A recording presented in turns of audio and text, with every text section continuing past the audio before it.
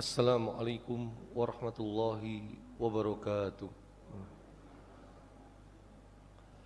Alhamdulillahilladzi anzala as-sakinah fi qulubil mu'minin liyazdadu imanan ma'a imanihim.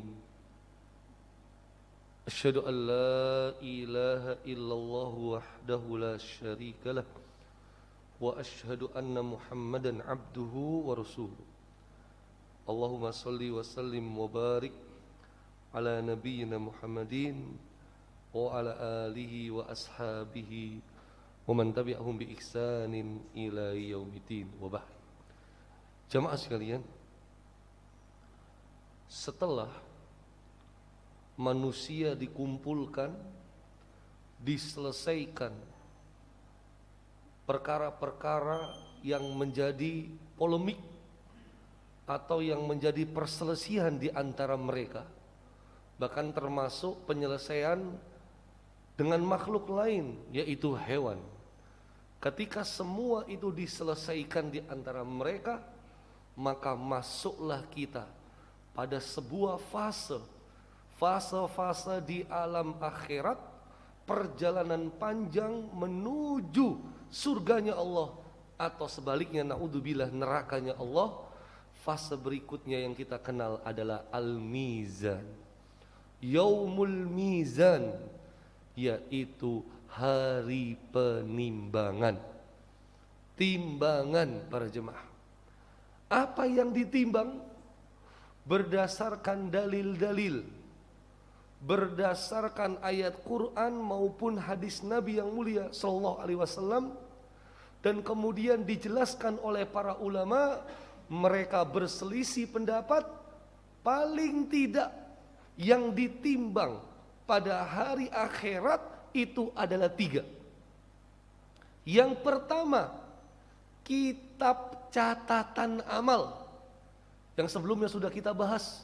Ada yang menerima dari tangan kanannya, ada yang menerima dari tangan kirinya, ada yang menerima dari balik punggungnya. Maka kitab catatan amal selama kita hidup, mulai dari balik sampai kita meninggal dunia, kitab catatan amal itulah yang ditimbang.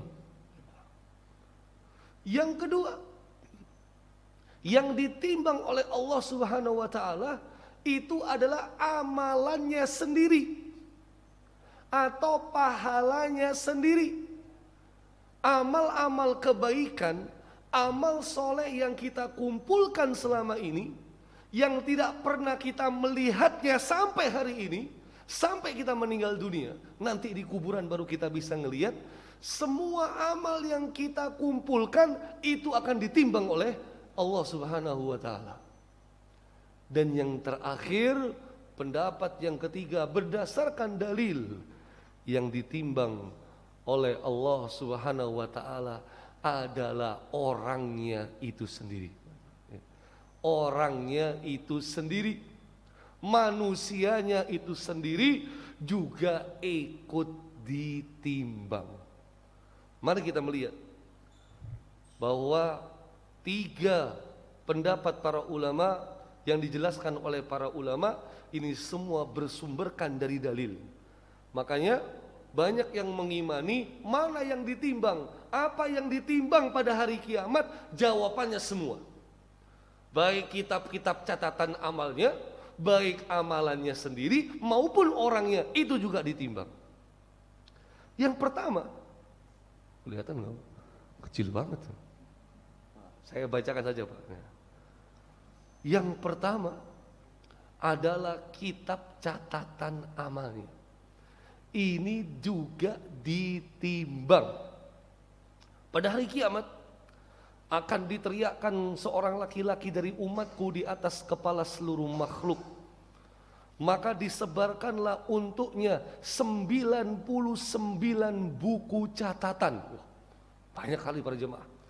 Setiap buku catatan yang panjangnya sejauh mata memandang. Jadi sudah 99 buku catatan, satu buku catatan itu panjangnya sejauh mata memandang. Berarti ini catatan amalnya sangat banyak para jemaah. Ya. Wallahu alam. nanti bentuknya apakah digital ya, apakah software berupa file begitu ya, atau flash disk atau memory card, wallahu alam para jemaah ya. Karena kan hadis ini turun 14 abad yang lalu ya.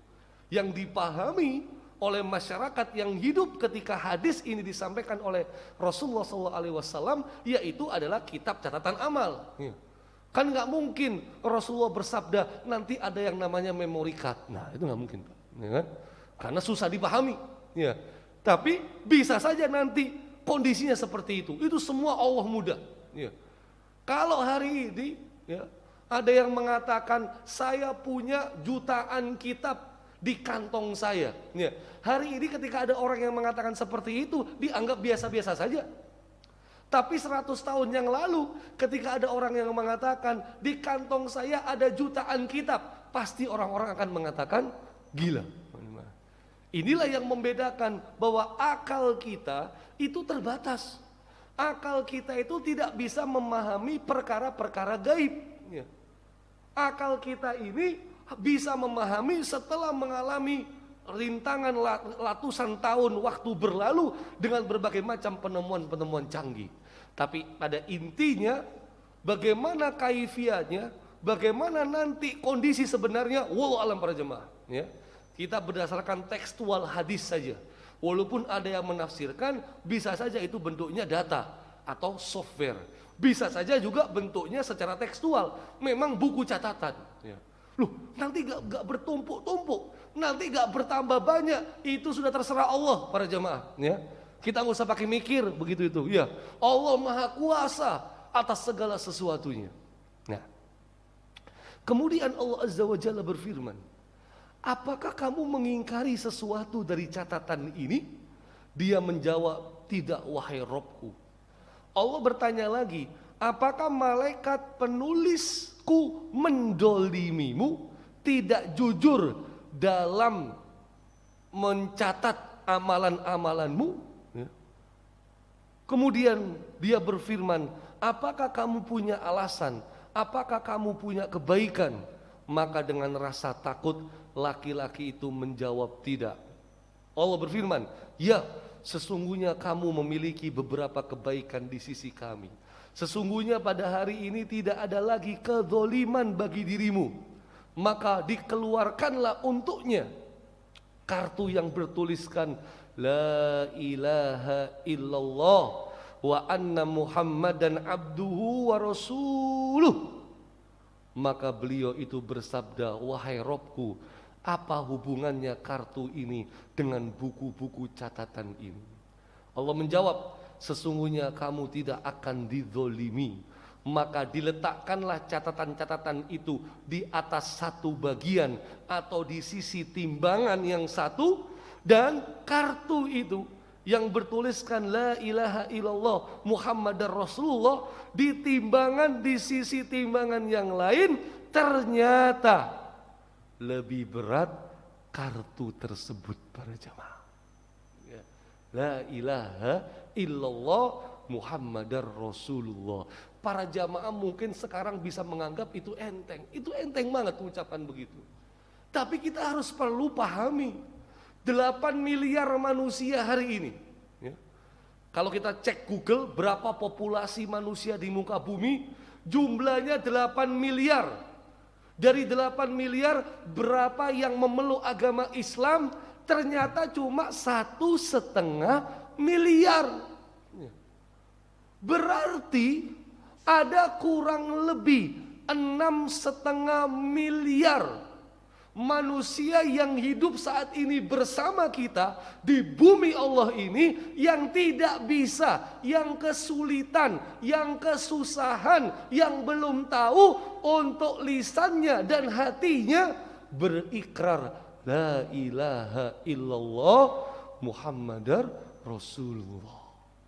Bersyukur para jamaah, Allah takdirkan saya dan Anda, kita semua, keluarga besar kita semua, kita termasuk yang dipilih oleh Allah mengucapkan la ilaha illallah Muhammadar Rasulullah. Ini hidayah, ini karunia para jamaah. Ini anugerah, mari kita syukuri. Makanya wala tamutunna illa wa antum muslimun. Jangan sampai kita mengatakan semua agama itu sama di mata Tuhan. Wah, ya kalau begitu mah buat apa? Buat apa orang-orang yang mengatakan semua agama sama, semua agama benar? Ya, apakah kemudian la ilaha illallah Muhammadar Rasulullah akan bisa seperti ini? Akan dapat timbangan yang lebih berat dibandingkan catatan-catatan amal? Jawabannya tidak. Kenapa? Karena la ilaha illallahnya Muhammadar Rasulullahnya, ikrar sahadatnya tidak sah. Masa ada orang mengucapkan la ilaha illallah, di sisi yang lain dia membenarkan sesembahan selain Allah? Maka walaupun dia berbusa-busa, berbui-bui, lisan yang mengucapkan la ilaha illallah, di sisi lain keyakinannya, pemikirannya, pemahamannya malah membenarkan sesembahan selain Allah, maka tidak ada faedahnya sedikit pun. Sehingga para jamaah yang dimaksud dalam hadis ini, yang ikrar sahadatnya, yang la ilaha illallah Muhammadar Rasulullahnya itu lebih berat dari kitab catatan timbangan amal, itu adalah la ilaha illallah Muhammadar Rasulullah yang penuh dengan ketundukan, yang penuh dengan kepatuhan, yang penuh dengan keyakinan, yang penuh dengan kekokohan dalam meyakini la ilaha illallah Muhammadar Rasulullah. Jamaah sekalian, kita melihat hadis yang berikutnya. Kata Nabi yang mulia sallallahu alaihi wasallam, kalimatani khafifatani alal lisan. Dua kalimat ringan di lisan kita. Thaqilatani fil mizan, tetapi berat di timbangan amal kebaikan kelak di hari kiamat. Habibatani ilar rahman, dua kalimat ini dicintai oleh Allah yang maha rahman. Apa dua kalimat ini? Subhanallahi wa bihamdihi, subhanallahil azim. Para jemaah, dua kalimat amalan kita, lisan kita yang mengucapkan ini setiap hari, inilah nanti yang ditimbang pada timbangan kebaikan yaumul mizan kelak. Makanya para jemaah, silakan subhanallahi wa bihamdihi, subhanallahil azim. Subhanallahi wa bihamdihi, subhanallahil azim. Subhanallahi wa bihamdihi, subhanallahil azim. Berapa kali? Ingat para jemaah, ini hadisnya, zikirnya, zikir yang mutlak. Kalau zikir mutlak tidak dibatasi waktu, tidak dibatasi bilangan angka jumlahnya. Berarti berapa kali? Jangan dibatasi. Silakan berzikir dengan subhanallahi wa bihamdihi, subhanallahil azim, dengan sebanyak-banyaknya zikir. Ya ayyuhalladzina amanu dzkurullaha dzikron katsira. Wahai orang-orang yang beriman, berzikirlah kalian kepada Allah, mengingat Allah lah dengan zikir yang katsiron, dengan zikir yang banyak. Jadi silakan para jemaah, ya, remeh hari ini, tetapi ingatlah, yakinlah nanti pada hari kiamat justru ucapan yang remeh ini yang akan menjadi pemberat timbangan amal kebaikan kita. Subhanallahi wa bihamdihi, subhanallahil azim. Gitu. Sambil dengerin ceramah nggak apa-apa.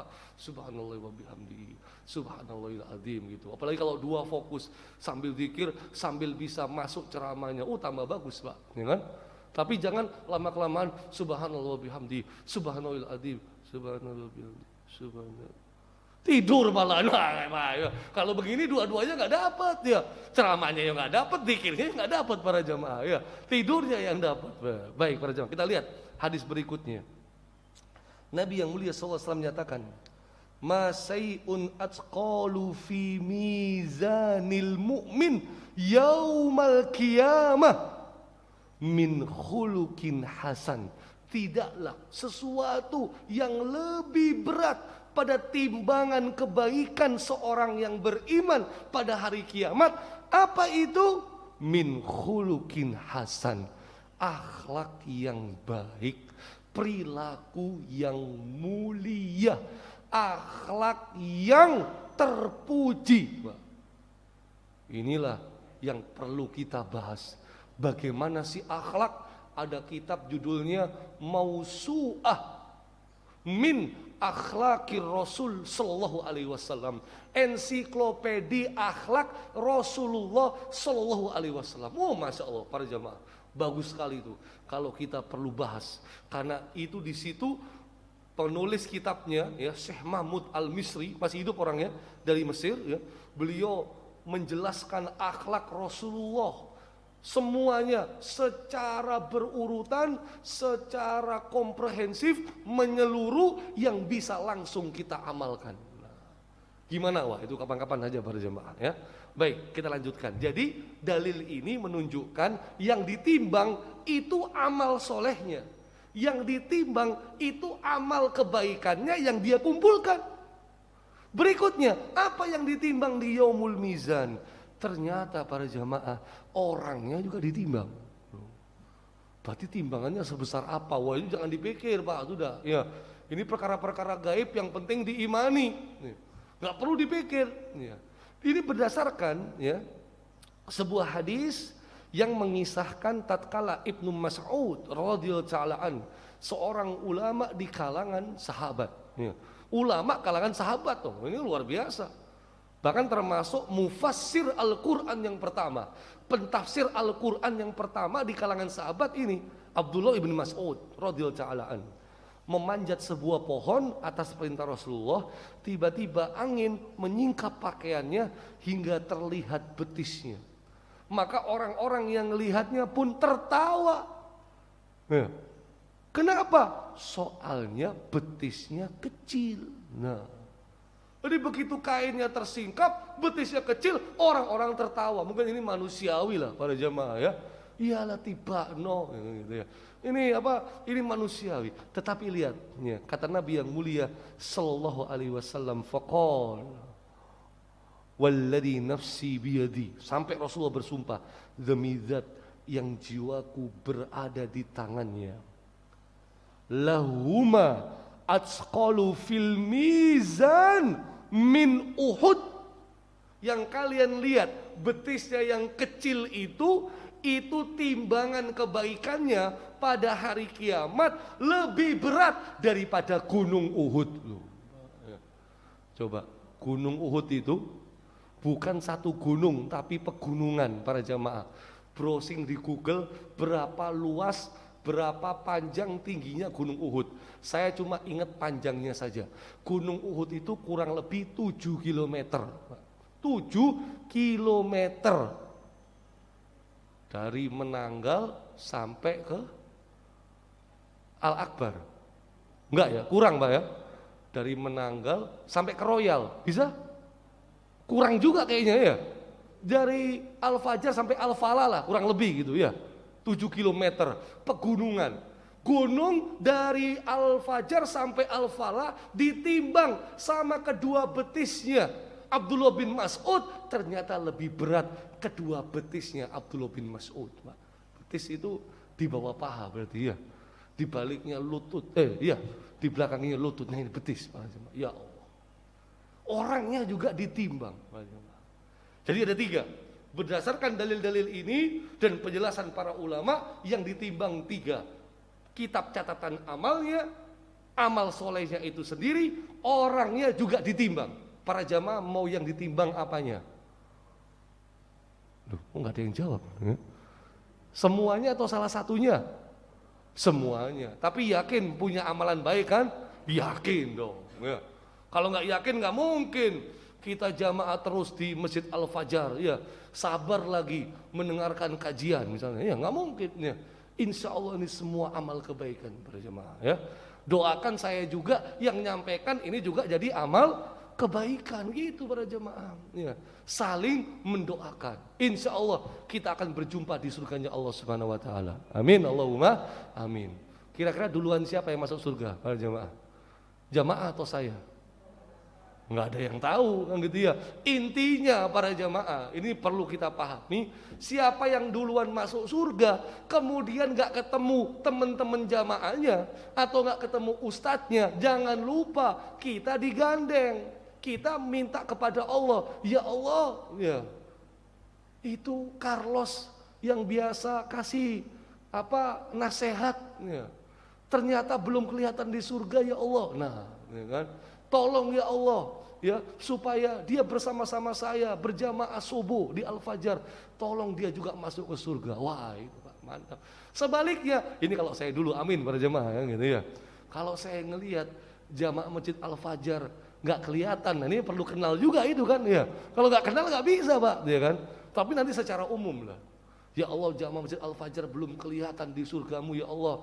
Tolong ya Allah, mereka bersama-sama diriku untuk beribadah kepadamu setiap Ahad di Masjid Al-Fajar. Ya, tolong ya Allah, angkatlah dia bersamaku untuk di surga. Masya Allah, Pak. Ya, ini namanya syafaat sesama kaum yang beriman. Bisa, tapi tetap dengan seizin Allah. Tetap para jemaah. Kita lanjutkan. Nah, bagaimana sifat timbangannya Allah?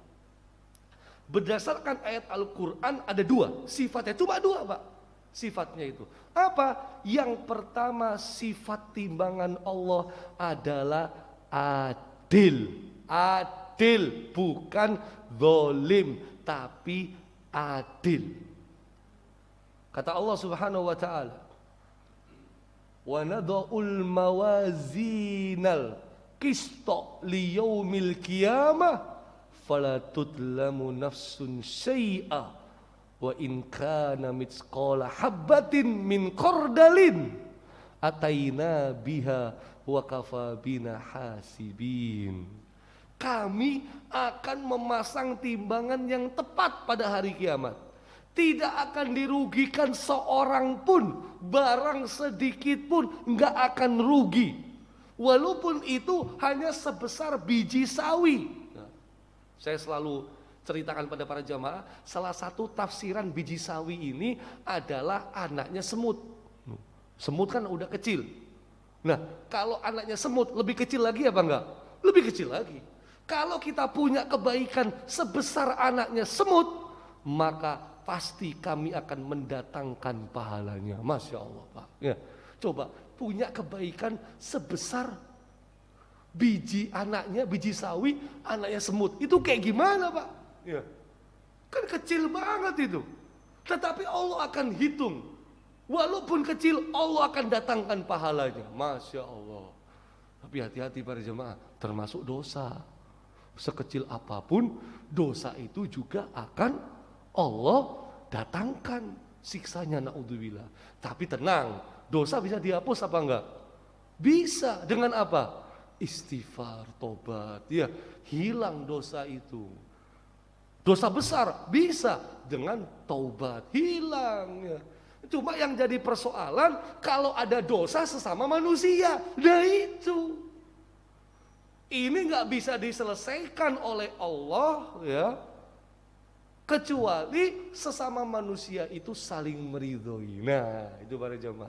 Makanya hidup kita di dunia ini para jamaah, jangan sampai kita berlaku zalim kepada sesama manusia. Baik hanya sekedar kecil apalagi besar. Nyerobot antrian ya kan, ya. Nyerobot jalan misalnya, ya. Parkir di tempat tetangga tanpa izin misalnya, banyak macam itu ya.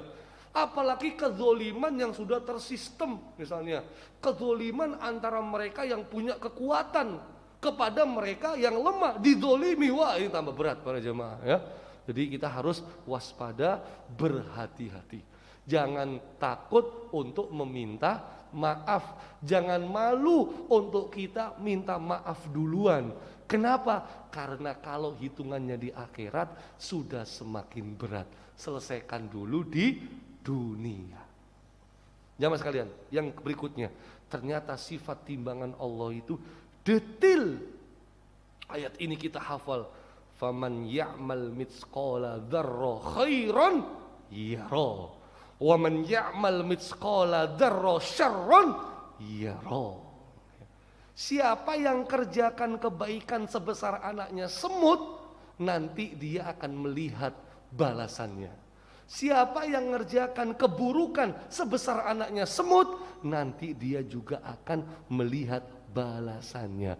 Para jamaah, sekecil apapun akan dihitung. Sekecil apapun akan dihitung. Nasihat Luqman kepada anaknya. Walaupun kebaikanmu sebesar anaknya semut, berada dalam batu, atau ada di langit, atau di dalam bumi, niscaya Allah akan mendatangkan balasannya, para jemaah. Ya. Tenang saja Pak, kita itu kalau berbuat baik, para jemaah, jangan supaya kita mendapatkan kebaikan balasan di dunia, jangan. Termasuk ketika kita berbuat baik kepada orang lain. Jangan malah kita berharap kebaikan kita kepada orang lain supaya orang lain itu membalas kita di masa yang akan datang. Jangan para jemaah. Ya. Sudahlah, pokoknya berbuat baik itu berharap balasannya dari Allah. Gitu. Kita ini kan kadang-kadang rada aneh. Loh, kamu itu tak baiki selama ini. Kok sekarang kamu gak bisa balas kebaikanmu? Jangan gitu Pak. Pokoknya kalau berbuat baik itu gak usah berharap dibalas sama orang yang kita buat baik. Enggak. Ya, kita hanya mengharap balasan dari Allah Subhanahu wa ta'ala. Itu para jemaah. Ya. Jadi perbuatan kebaikan kita ini motivasinya jangan embel-embel duniawi. Jangan Pak. Saya contohkan saya misalnya, ya. Ini ceramah, berbuat baik, dakwah, mengajak kepada kebaikan, nasihat, saling nasihat menasehati. Kita berharap penceramah itu pengennya mengharapkan balasan hanya dari Allah, gitu. Ya.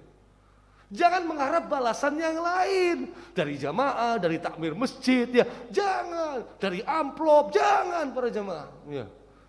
Ini kadang-kadang godaannya di situ para jemaah, ya kan? Jadi kadang-kadang perlu penceramah itu nggak diamplopi, perlu. Setuju apa enggak para jemaah? Setuju, perlu, ya kan? Maksud saya ditransfer saja sebenarnya gitu ya. Enggak bercanda para jemaah ya. Artinya apa?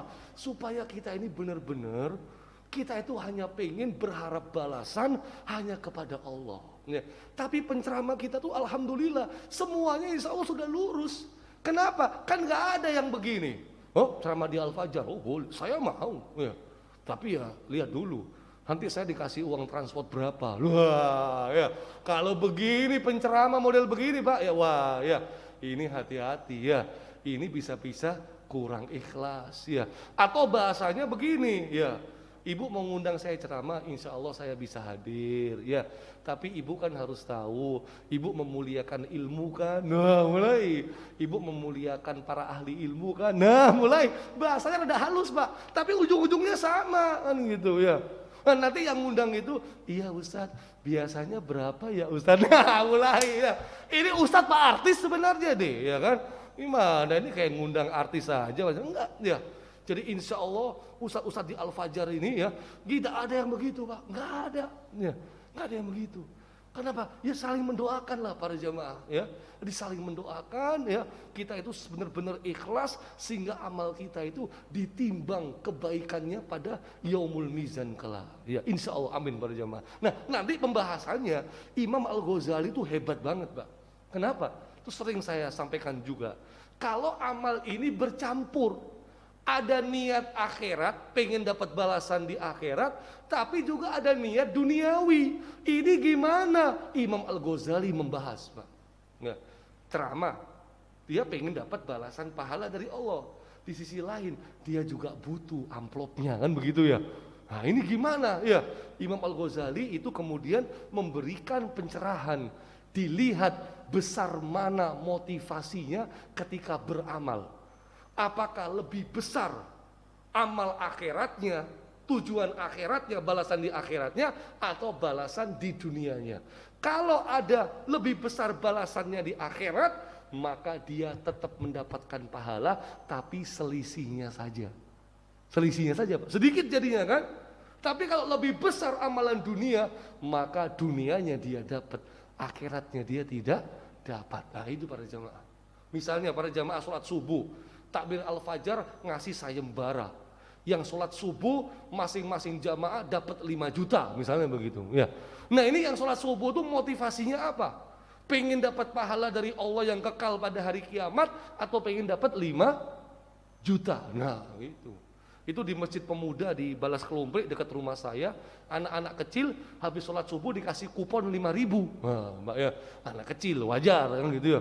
Akhirnya rame anak kecil sholat subuh, Pak. Ya, rame. Nah ini kan pendidikan sebenarnya, ini nggak ada masalah gitu ya. Tapi kalau jamaah al-fajar ada 5 juta, nggak ada 5 juta, datang apa nggak? Tetap datang kan? Datang. Oh nggak ada 5 juta aja datang. Coba ada 5 juta. Sholat subuh di sini terus saya para jamaah. Nah ini motivasinya besaran mana? Ya. Antara dia pengen akhirat atau dunia. Imam Al-Ghazali merangkum, akhirnya selisihnya itu tetap dapat pahala. Sebesar anak semut aja dihitung ya, apalagi yang tidak seperti itu, yang lebih banyak lagi insya Allah dihitung. Nah jamaah sekalian, maka kita jangan meremehkan. Walaupun apa ya, walaupun hanya sekedar walau antal ko akhoka bi wajhin talqin ya.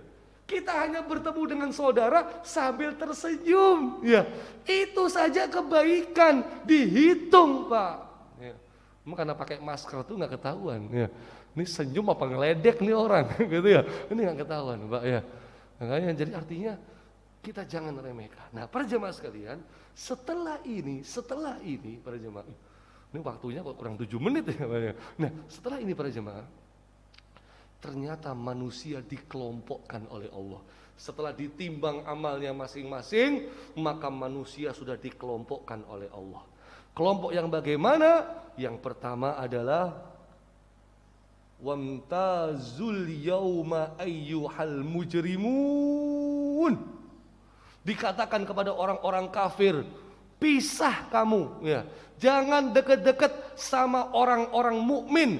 Ayyuhal mujrimun, wahai orang-orang yang mujrim, orang-orang yang jahat, orang-orang yang kafir, orang-orang yang berbuat zalim. Jangan kamu bersama orang-orang beriman. Yang kedua, ya. Ini juga ya.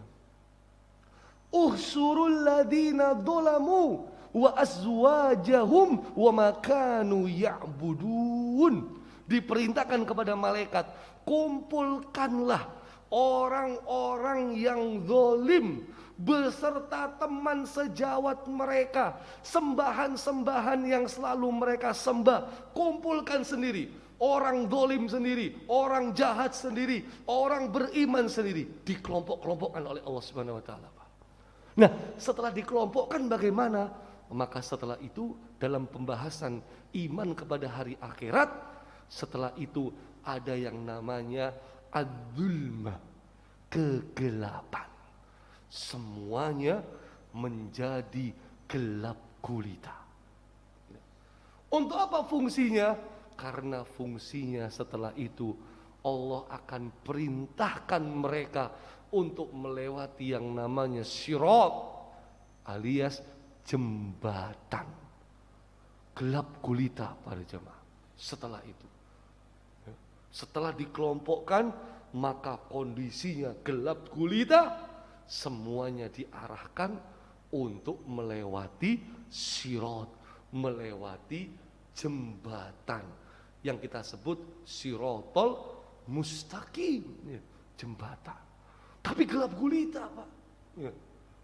Artinya ketika kita melewati jembatan sirat itu, ternyata semuanya digelapkan oleh Allah Subhanahu wa taala. Tidak ada cahaya, tidak ada lampu, tidak ada sesuatu yang bisa menuntun kita untuk melewati jembatan tersebut.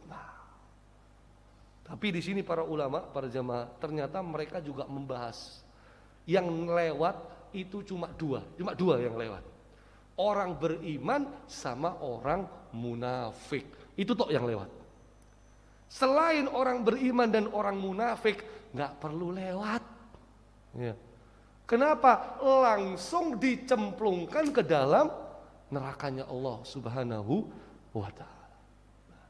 Nanti kemudian ada pembahasan. Ya.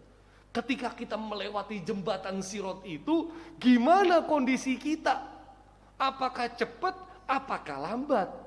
Supaya kita melewati jembatan Sirat itu, ya, Sirat itu jembatan juga sebenarnya gitu ya. Ketika kita melewati jembatan tersebut, itu gimana supaya bisa cepat? Dan kenapa ada orang yang melewati jembatan itu ternyata lambat? Kan kalau sudah melewati jembatan, sudah endingnya jannah, surga, Pak. Tapi kalau terpeleset di jembatan, maka dia malah harus masuk ke dalam nerakanya Allah Subhanahu wa ta'ala. Coba, yang kita pahami kan para jemaah, jembatan ini ternyata katanya lebih tipis daripada rambut. Yang para jemaah ya, lebih tipis daripada rambut. Kebayang nggak? Kalau jembatannya lebih tipis daripada rambut, bisa lewat apa enggak? Gelap gulita lagi kan gitu ya. Waduh ya, kita nyemplung semua para jamaah kan gitu ya. Nah, bagaimana kita melewati jembatan As-Sirat ini para jamaah? Kalau ada usia, insya Allah kita bahas bulan depan, insya Allah. Mudah-mudahan ada manfaatnya. Kurang lebihnya mohon maaf. Hadanallahu wa iyyakum ajma'in. Wassallallahu ala nabiyyina Muhammadin wa ala alihi wa sahbihi wasallam. Subhanakallahumma wa bihamdika asyhadu an la ilaha illa anta astaghfiruka wa atubu ilaik. Wa lafu minkum. Wassalamu